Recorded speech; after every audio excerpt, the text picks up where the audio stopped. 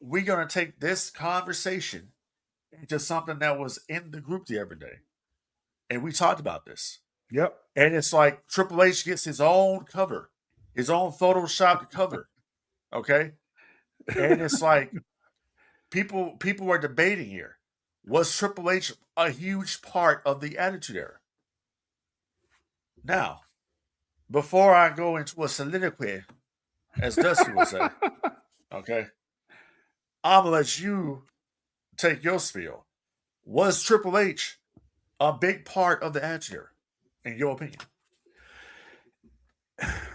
This may be a bit of a controversial take. I don't care. I'm going to say no. And the reason I'm saying no is because if you take Triple H as part of a group like DX, yes, he was a big part of the Attitude Era. But as a group, what storylines during the Attitude Era did Triple H really, as an individual performer, contribute to? As an individual, he wasn't as large a presence as an individual as he was with DX. Now, when he started DX, it was him and Shawn Michaels. And even then, you can argue that Michaels was the bigger star of the two. Triple H was not the star of the show, right? Austin, Michaels, Attitude Era. That's what kicked off this whole run. You can't argue that Stone Cold wasn't the biggest part of the Attitude Era. He was.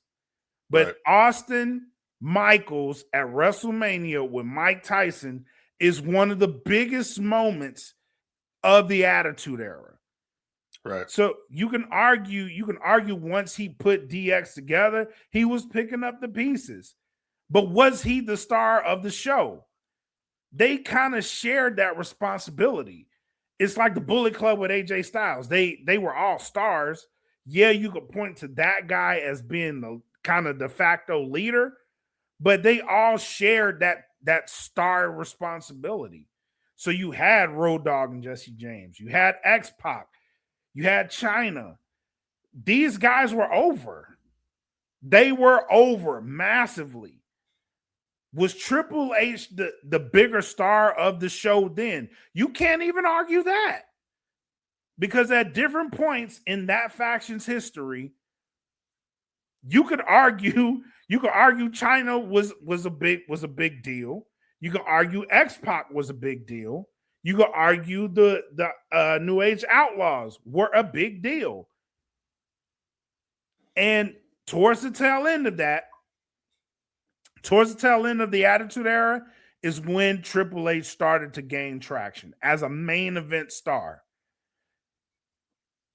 But for me personally, it's about DX, the group, and not necessarily Triple H. Though I can get the argument of people saying Triple H, because of DX and his involvement with DX, he was a big part of the Attitude Era.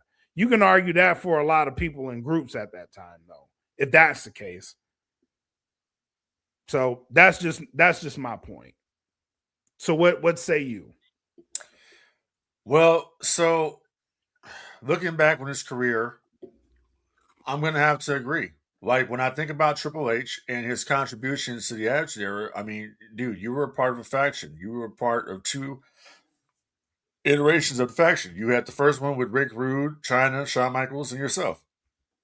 Then you had the second iteration. Actually, no, 3 iterations. My bad, because I forgot the one with Mike Tyson. Yep.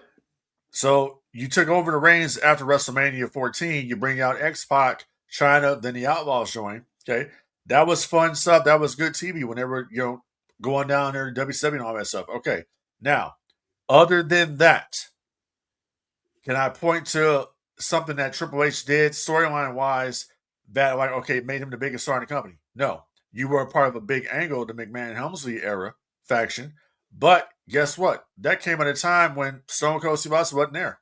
Mm-hmm. That's when you got the push. But the other person that was actually keeping that going was The Rock. Mm-hmm. The two biggest stars Matter of fact, the three biggest stars of the Attitude Era on the WWE side of things were always The Rock, Stone Cold, and Mr. McMahon. Yep. Period. Always. Those were the top three. The top three guys. The side characters, the supporting characters, were then The Undertaker, Mankind, Kane, The Outlaws, everybody else.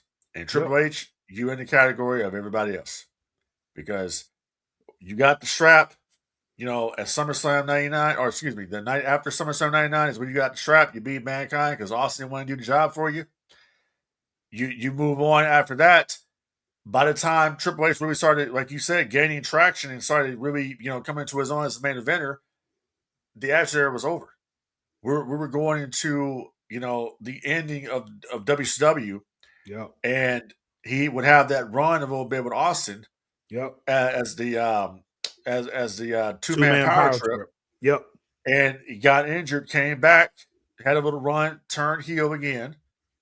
Evolution happens. That's when Triple H really came into his own. Is during the Evolution run, the Reign of Terror, quote unquote. Agreed. So was he a huge part of the Attitude Era? No, Triple H was a huge part of moments during the Attitude Era. But I would dare say the New Age Outlaws were more over than Triple H was in DX.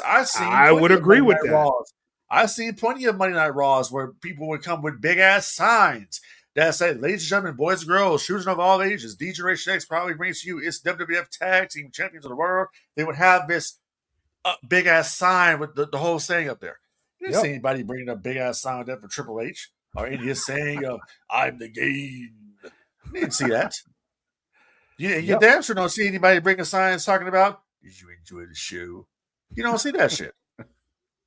No, I agree, bro. You weren't a part. You weren't a big part of it, bro. You were one of the supporting cast members. The big parts of the Attitude Era were Austin, The Rock, Mr. McMahon, NWO. That's it. Agreed. And if it hadn't been for the NWO, there would have been no Attitude Era. Period. That doesn't happen.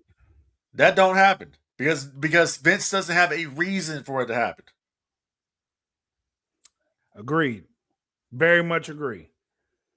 It's not photoshopping your chest. You caught that too, huh? You didn't think we gonna catch that, huh? It's like I seen a video the other day. They have a match on the WWE Vault channel with Triple H and Bret Hart, and it's funny because they have Triple H dominating Bret in the screenshot. Never. Like Triple H, he can never. He